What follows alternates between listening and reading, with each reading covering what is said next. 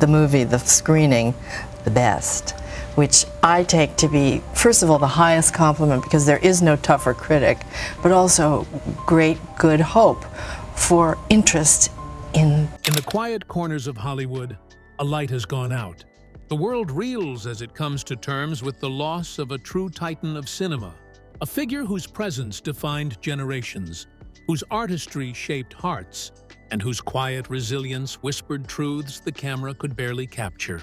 Today, we mourn the passing of James Whitmore, a legend not merely for his performances, but for the life he lived between the frames. In the shadows of both triumph and trial, what happened to James Whitmore is more than a death. It is a seismic rupture through the soul of cinema, a wound that leaves millions gasping for the reality of mortality. And now, as his family prepares for a private farewell in the rolling hills of Vermont, with no cameras, no flashes, no spectacle, only love and memory, the world watches from a distance, mourning a man who seemed, for decades, almost immortal. Hollywood has paused. Tributes flood from every corner. Co-stars, directors, and fans alike speak in hushed tones, yet among them, one voice rises above the chorus. It is Margaret Hayes, his longtime friend, confidant, and partner in art, who shared decades of collaboration and silent support. Her words, raw and piercing, cut through grief like a sharpened blade.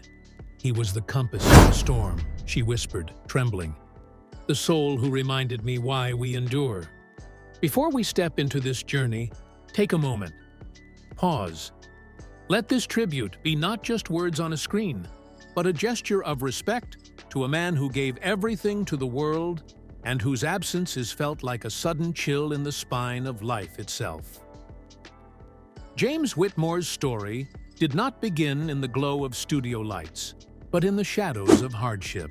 Born on April 9, 1930, in the quiet town of Dayton, Ohio, he arrived in a world still reeling from the Great Depression.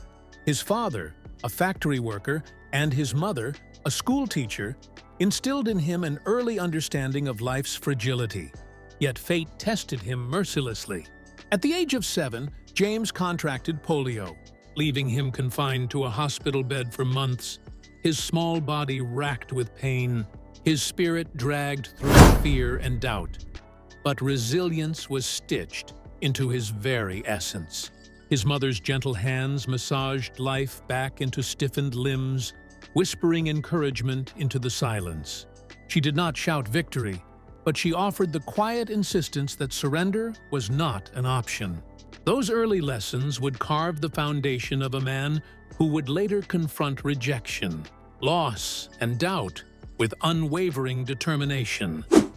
By his teenage years, the boy who had once faced a cruel paralysis found solace in literature, theater, and the rhythm of sport. He wandered the streets of Dayton, sketchbook in hand, observing life with a gaze sharpened by struggle. Yet adolescence carried new trials. The death of his father when James was just 17 left a void as deep as any illness. Alone, he navigated a world that seemed indifferent to talent, spirit, or potential. But it was in adversity that his inner fire ignited. Leaving home, he drifted across the country, studying acting in small conservatories, working odd jobs to survive, and walking streets unknown, always seeking, always questioning, always striving for that elusive spark that would define a life. "I was searching for meaning," he later recalled, "and often found it in the silence of my own shadow." By the late 1950s, James had arrived in New York City, a city that promised opportunity, yet demanded proof. He carried not just ambition, but the invisible scars of illness, loss, and early failure. The American Academy of Dramatic Arts became his sanctuary. Each day a battle, each audition a test. Television roles came slowly. Minor parts in anthology series, fleeting appearances in dramas, a shadowed life behind a mask of handsome features that so often worked against him. Directors dismissed him as too refined or too earnest, a subtle cruelty that might have crushed lesser spirits. But James refused to yield. To be truly seen, he said decades later, you must first survive invisibility. And survive he did. A breakthrough arrived in the form of a Broadway production, The Endless Horizon, where his subtlety, timing, and quiet presence drew audiences into a new kind of intimacy, one that demanded reflection, not applause. From that stage, Hollywood could not ignore him. Film roles arrived, each small part a stepping stone to a legacy that would eventually span decades. Yet every triumph carried its own shadow. The same face adored by millions often elicited suspicion from those who could not see past surface charm.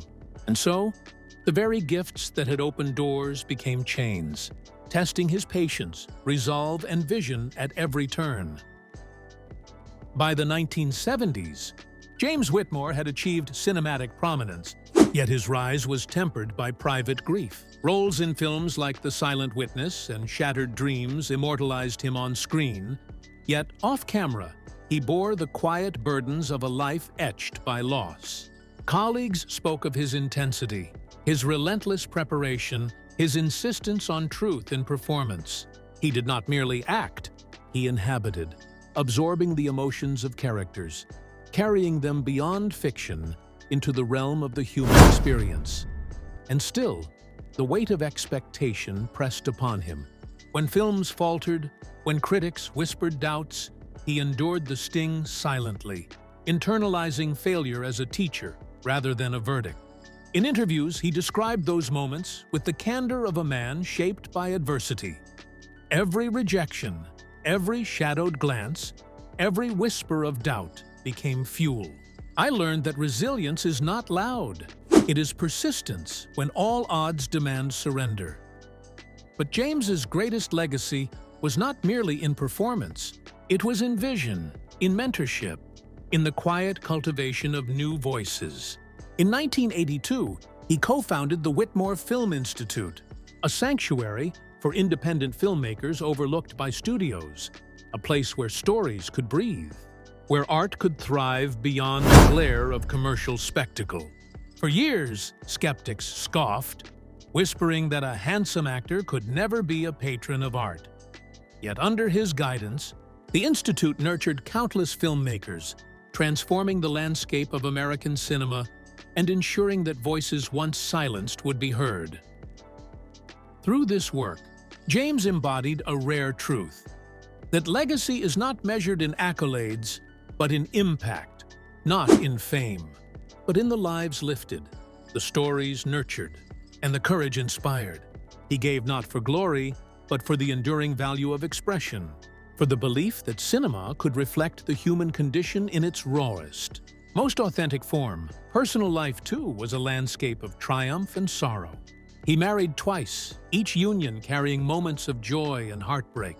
Children grew under his guidance, absorbing lessons in patience, artistry, and empathy. Yet grief was never far.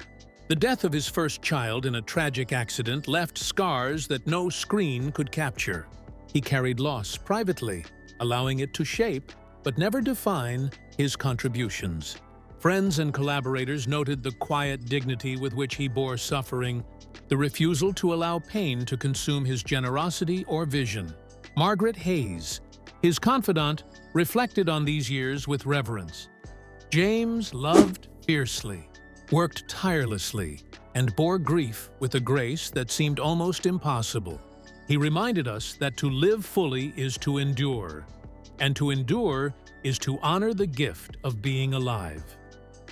As the news of James Whitmore's passing reached the world, the response was immediate and profound. Headlines shouted the fall of a legend. Social media flooded with tributes. And yet, in the quiet hills of Vermont, mourning was intimate, sacred, unobserved. His funeral reflected the man he was. No cameras, no spectacle, only family, only reflection, only the hushed recognition of a life fully, passionately lived. Margaret Hayes spoke at the gathering, her voice breaking under the weight of decades-long friendship. He was more than a star, she said. He was a compass, guiding not with light, but with the courage to face darkness. To know him was to witness resilience, creativity, and love in its purest form. We have lost a voice, but his echoes remain in every story we tell. Children, grandchildren, collaborators, and friends moved through the ceremony, touching the spaces James had inhabited as if to tether memory to presence. Every brushstroke left unfinished, every script yet to see the screen, every whisper of advice and encouragement became a testament to the life behind the legend. James's final years were marked by reflection and quiet creation. Even as health declined, he tended to the Institute, mentored young actors, and sketched the landscapes that had inspired him as a boy. Friends noted the persistence of his spirit, the refusal to allow age or infirmity to diminish curiosity or passion. He understood the transient nature of fame and fortune, but cherished the permanence of human connection, artistic expression, and integrity. In the moments before his passing, he spoke of hope, not surrender, of stories, not silence, of life, not legacy. On May 18, 2025, in the stillness of his Vermont home, he exhaled his final breath.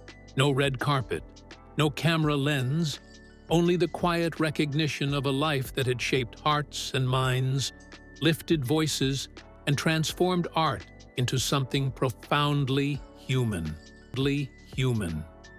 Today, the world remembers not only James Whitmore, the actor, but James Whitmore, the human being, flawed, resilient, tender, and brave.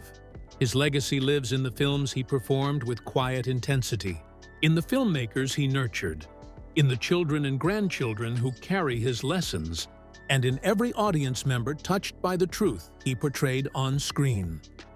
To honor him is to embrace the values he embodied: persistence in adversity, compassion and creativity, courage and vulnerability, and generosity and vision. Let us carry forward his dedication to truth, his insistence on human dignity, and his belief that every story, no matter how small, has the power to transform the world. James Whitmore may have left this world, but his spirit endures. In every frame, every whispered story, every act of art inspired by his life, he lives on. And in remembering him, we are reminded that greatness is not born from ease, but forged in fire, tempered by grief, and defined by the courage to endure, create, and love without reserve. Rest, James. Rest, our friend. May the hills and skies of Vermont cradle your spirit, and may your legacy continue to illuminate the hearts of generations yet to come.